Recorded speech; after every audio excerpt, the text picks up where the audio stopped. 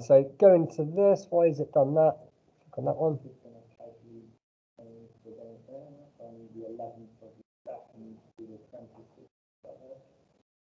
Right, here we go.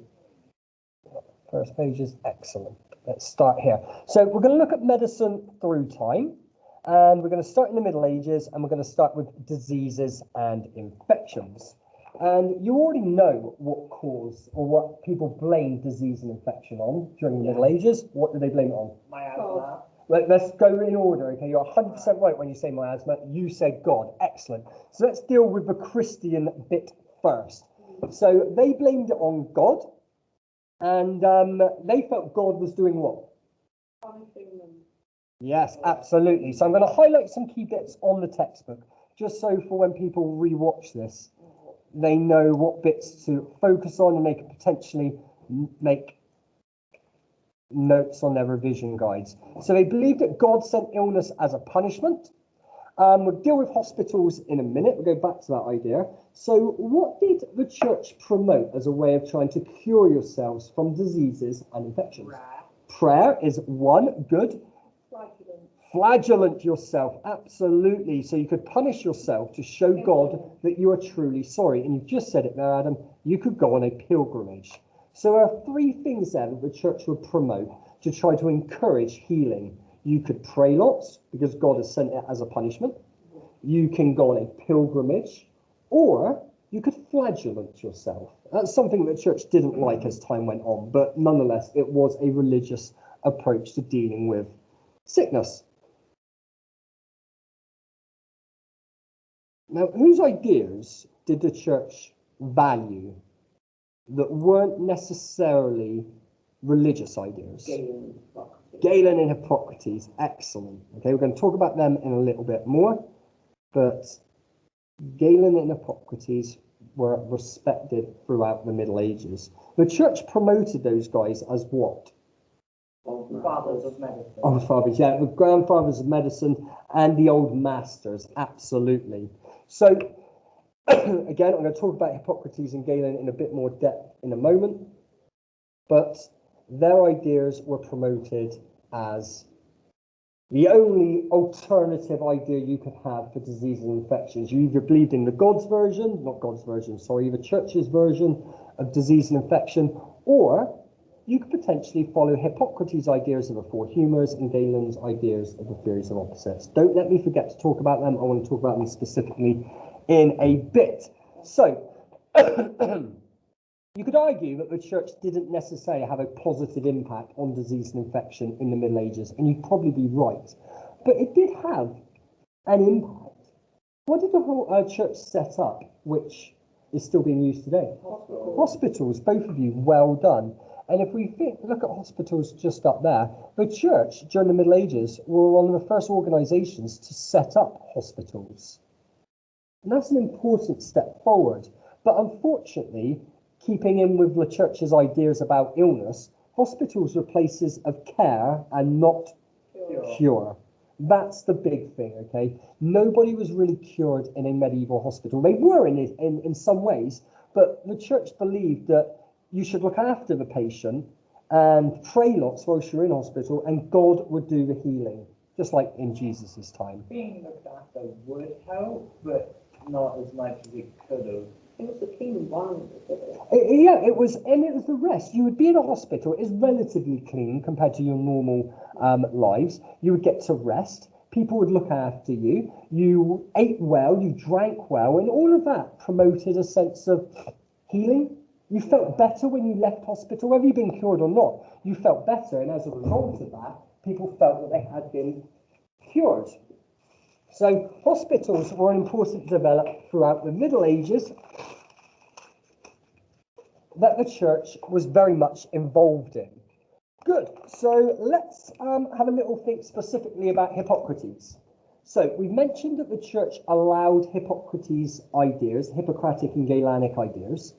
And Hippocrates, although he was dead by the Middle Ages, he'd suggested an alternative to a supernatural explanation to disease. He'd offered up a natural explanation.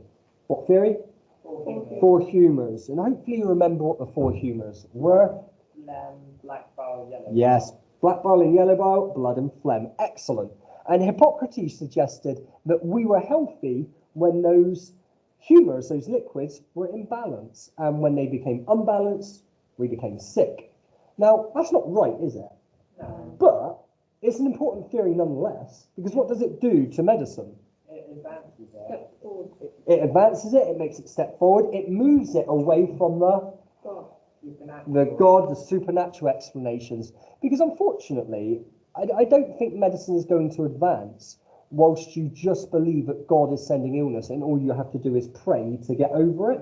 So Hippocrates, although he was dead by the Middle Ages, his ideas, the four humours, were very much still being used, and it stayed as an important part of medicine right up until the 1800s. People still believed in the four humours. So Hippocrates' ideas throughout the Middle Ages were very important. What was another idea from Hippocrates that was still relevant in the Middle Ages and is still relevant today?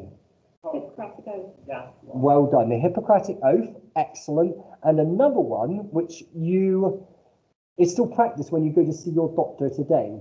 Oh, Clinical- observing symptoms. Yeah, clinical observation. So when you go to see a doctor and you say, Doc, I'm sick, he doesn't just say, take that, it will make you better. He or she asks you so many questions trying to diagnose what is wrong with you, and they take careful notes, and they ask to see you again soon, maybe in a few days, maybe in a week. All of that is based on Hippocrates' teaching of clinical observation. It's important that a doctor observes a patient, just like the four humours is based on observation. The clinical observation also includes patient background. Nowadays, yes. Back then, not so much. They would talk about a background like, right, where have you been, what have you done, what have you eaten recently? Has that kind of impacted your health? So yes, absolutely, Ethan. I'm sure some of the questions related to the patient's background, what has happened just recently. Yeah, when he or she first started to feel ill and how those symptoms have developed over time. Just lots of questions to help the doctor try to diagnose what is wrong with you and then to treat you successfully. So, good. That was Hippocrates, and he wrote a number of books called the Hippocratic Collection. Right, moving on to Galen for disease and infection. Theory of opposite. Yes, good. Galen developed Hippocrates' idea of keeping the body in balance with the theory of opposites. And once again, it moves medical treatment away from the supernatural world. He suggested that if you're sick, whatever the symptom was, you should treat it with the opposite. So if you're burning up, try to cool down the body. If you're freezing cold, shivering uncontrollably, then maybe the treatment should revolve around heat or spice in some ways. So yes, the theory of opposites is still relevant today. I mentioned in class about my daughter when she had a sky-high temperature and we were on the phone to 111, I think it is, and they said, look, we took her temperature and I thought it was all going to go in, Adam. We took her temperature. He said, look, it's not at the critical point yet, but try to bring her temperature down. Cool bath, cool cloth on her head, and so on. So the theory of opposites is definitely still relevant today. So that is Hippocrates' contribution and Galen's contribution to disease and infection in the Middle Ages. And remember, those ideas were very popular because the church promoted them as old masters, who could not be what? Opposed, challenged, absolutely. Because, especially with Galen, when we think of anatomy, they made a number of mistakes. And in fact, actually, the four humours is wrong. So, although it was an important development, the church's over-reliance on promoting the four humours was actually really negative for medicine because it meant that people followed a theory which was unfortunately wrong. Yeah, incorrect, absolutely. So let's have a quick look at barber surgeons and doctors' training and things of that sort. Anyone who's doctor before the Hippocratic Oath. Yeah, absolutely. The Hippocratic Oath tried to give doctoring a sense of kind of quality, they tried to attach. Yeah, that's a good word actually, Ethan. That's much better than what I was mumbling over. They attach a professionalism to the practice. Like you can only really call yourself a doctor if you're promising to do your best. You don't do a test or anything. but do your best for a patient, because in Hippocrates' time, anybody could declare themselves a doctor, and as a result, con people out of a hell of a lot of money. I suppose you could do that in history, throughout history. So, yeah, the Hippocratic Oath was important. So we're going to start with doctoring in the Middle Ages. The most common type of doctor was a barber surgeon. Good man, and it says it there. Okay, most barber surgeons or most towns had a barber surgeon. If there wasn't, there was one in the neighbouring town, and excuse me, they would diagnose you, they would treat you. What theories would the barber surgeons tend to follow? Yeah, the Hippocratic and Galenic theories. Excellent. And it mentions there that they would observe a patient, they would diagnose a disease, they could take your pulse, they could analyse your urine. That was something new to this period, which was really, really important, and even prescribe natural medicines.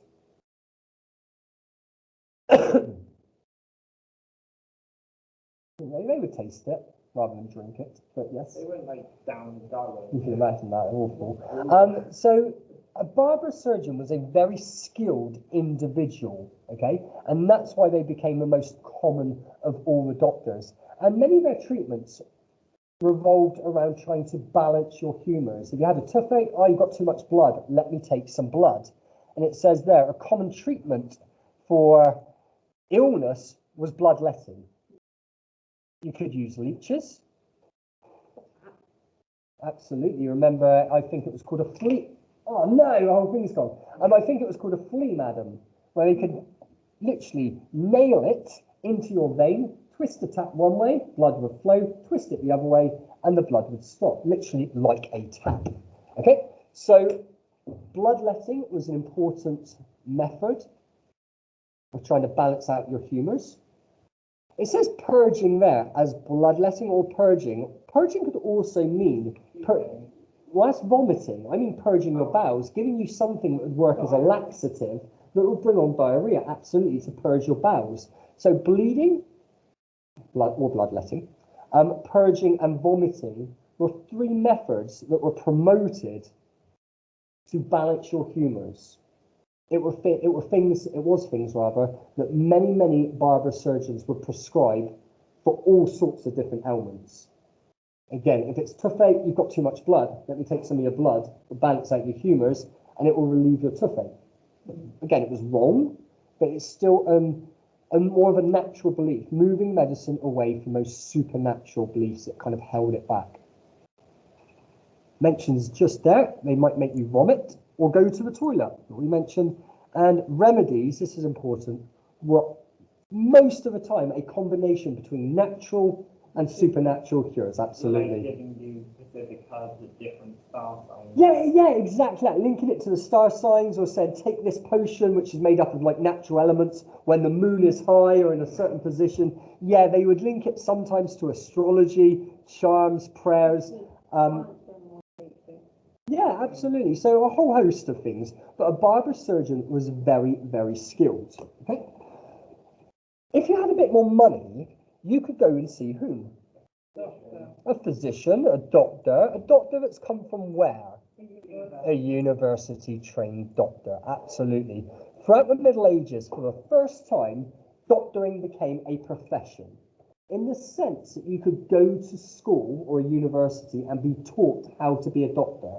Good memory, Adam. Did take 7 years. Before the Middle Ages, if you wanted to be a doctor, you'd have to approach a barber surgeon, get an apprentice, and learn from him. Now you can actually go to a medical school, and we had schools in Oxford and Cambridge teaching students all about medicine. What theories would they be following? Yeah, they learned the treatments based on Hippocrates and Galen's theories. Some actual knowledge from the Muslim world as well, and we will look at the Islamic world in a little bit. What else? Oh, last thing. If you couldn't afford the university-trained doctor and you didn't have a barber surgeon at hand, a wise woman, where are you, wise woman? You're here somewhere. There's also apothecaries, although they were more relevant in the Renaissance. Good, yeah. You could argue that there were some apothecaries around during the Middle Ages, but very few and far between, and they weren't ever referred to as apothecaries. Weren't they witches? Well, yeah, the wise woman, the witch, absolutely. And they would use herbal and supernatural cures as well. And they were very, very effective. Just because they didn't have any formal training doesn't mean they didn't know how to treat people. They would use herbs, nature, in really effective ways. Who did the wise woman, the wise people, have to be very wary of? Christians? The church, absolutely. Because if they became very successful in their approaches to disease, and all of a sudden people in the local village are talking about, if you're sick, you need to go and see Joan at the end of the village in a little hut. That goes against the church's teachings. It goes against the church's idea that all you have to do to cure illness is pray lots. And if she was very, very unlucky, if she became very, very popular, yeah, she could be burnt alive as a heretic, a non-believer, and that was something that you kind of want to avoid at all costs. I can't think of much worse than being burnt alive. So we've covered lots there to do with the different people you could go to see if you were sick, some of the treatments they would prescribe. We focused on the church as well, and the cures they would promote. There's one more thing worth mentioning, I think, during this period. Let me move on to this and zoom in. Already done that. Yeah, I'm going to do the Islamic world, but it's worth pointing out that during this period, there was some understanding of contagious disease. This idea that you're able to catch something from somebody else. They still believe that God sent it as a punishment, but they had some understanding that certain diseases could be caught, and leprosy was a prime example of this. Oh, yeah, they had leprosy hospitals. Yes, it's like we're not letting them in the hospitals with everybody else. And Adam, you just mentioned it, Lazar houses there.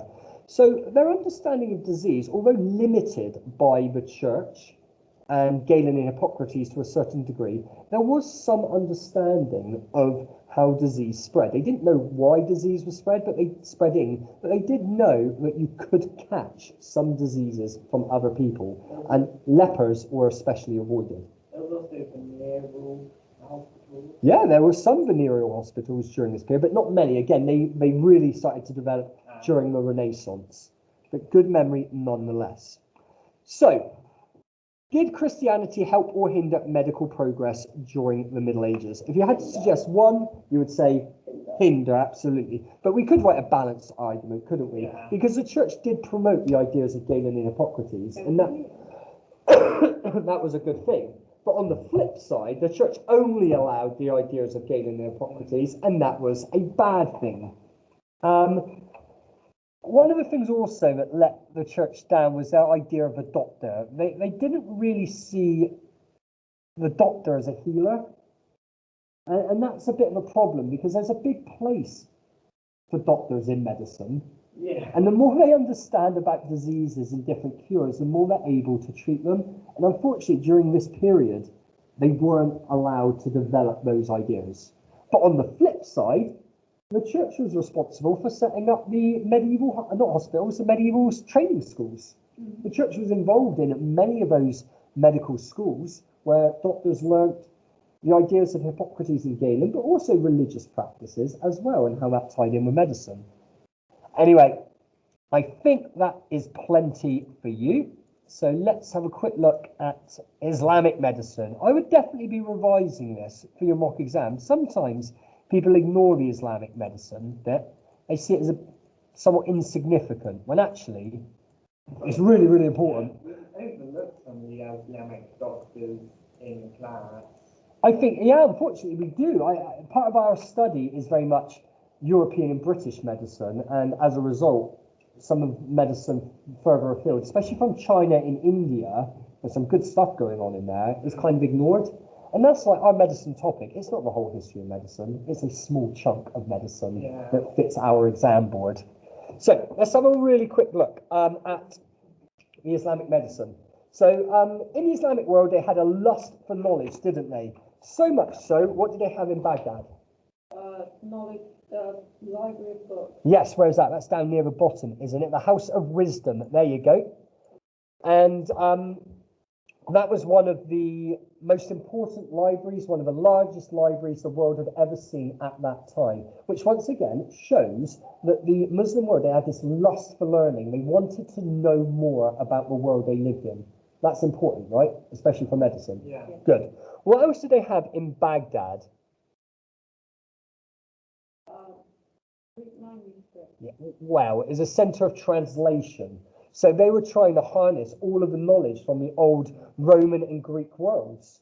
There's good knowledge there that's going to be lost when, when the Roman Empire imploded. A lot of that knowledge was lost in Europe. We entered the Dark Ages. We started to live like we did 1,000 years before the Romans.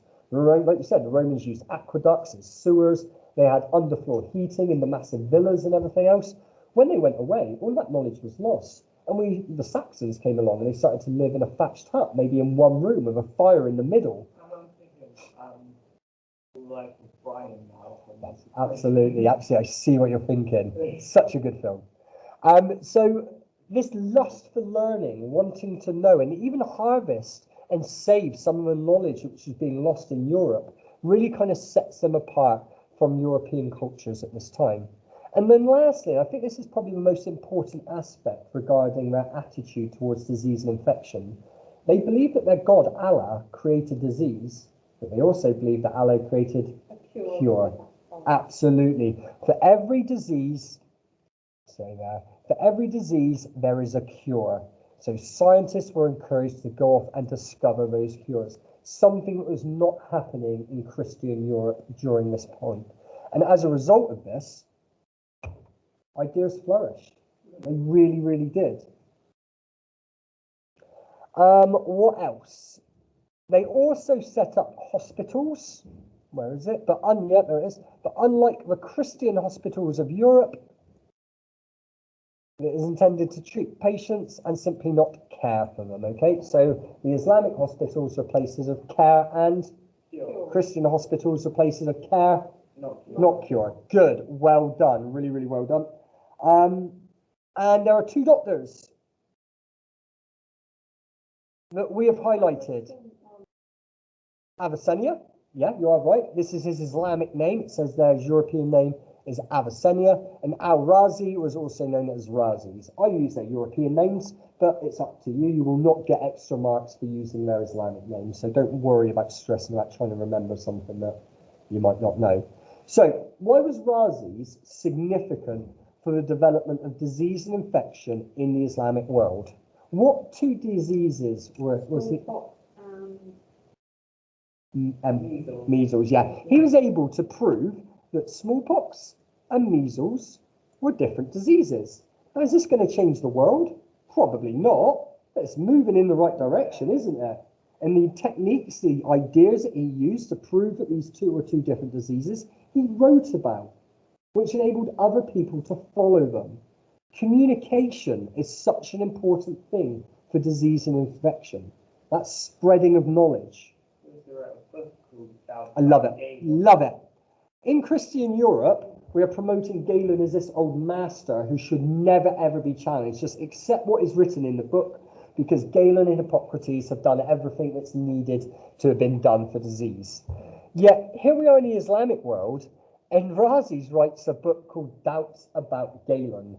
Brilliant, okay? Because he's trying to show his students that actually Galen was a very important individual, did loads of great stuff, but actually you shouldn't just believe everything you read in the books. You should do your own experiments, you should challenge it, and try to discover new information. It is, isn't it? If you took the Islamic world during the Middle Ages and stuck it into a Renaissance in Europe, it would fit in perfectly. Their attitude, their ideas towards learning and studying and doing their own experiments to see if what is written in the books is actually correct. It's a really positive attitude towards learning in general, but disease and infection especially. Also, there's a good bit here. Razis always taught his students that they should try to improve upon the work of their teachers. That makes sense, doesn't it? If we're always trying to improve upon the work of our teachers, The world is advancing. We're discovering new stuff. If we only ever accept what our teachers teach us, then there's no advancement. You're just always living in the past. Oh yeah, like when I tell you new information. Absolutely. You tell me new stuff all the time. I learn new stuff all the time as a teacher. Students tell me a lot that I don't know. Right, Avicenna. What book, Adam? Don't look at the scoreboard. The canon of medicine. Good man. Okay, the canon of medicine. Why was this so significant? It was the most important medical book the world had ever seen. 1,000,000 words. Greek and Islamic medicine. So he harvested all of that knowledge from ancient Greece and ancient Rome, and he combined it with all of the new stuff that he discovered during this period, and his contemporaries, like Rhazes. It listed medical properties of over 760 different drugs. Chapters on anorexia and obesity. He was so far ahead of his time, it was unreal. And this book, eventually, it was translated into Latin, and it found its way into Europe, and it became a standard European textbook right up until the 1600s, the late 1600s. Absolutely. So, did the Islamic world impact Christian medicine? 100%. So don't ignore this or you're mocked.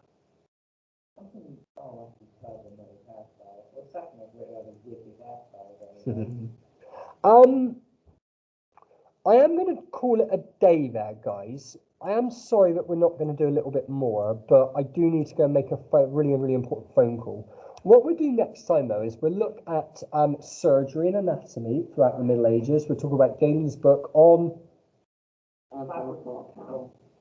anatomical procedures, and Vesalius's book is called. Good, there you go. That's Harvey. Well done. An anatomical account of the motion of the heart and blood. John Hunter also wrote a book. He wrote lots of books on venereal diseases, the history of teeth. He also gave himself 2 different STIs to prove that they were different. Well, actually, he one, and he caught the other one by accident, and he nearly died from it. But yeah, he was able to prove that gonorrhea and syphilis were actually different diseases. So he was important. Yeah, we'll do that. So next time we'll have a look at the history of surgery. It's a little bit quicker than the one we've just done. And then we'll have a look at public health in the Middle Ages. And then we'll move on to Renaissance. So thank you, both of you. We stop the recording.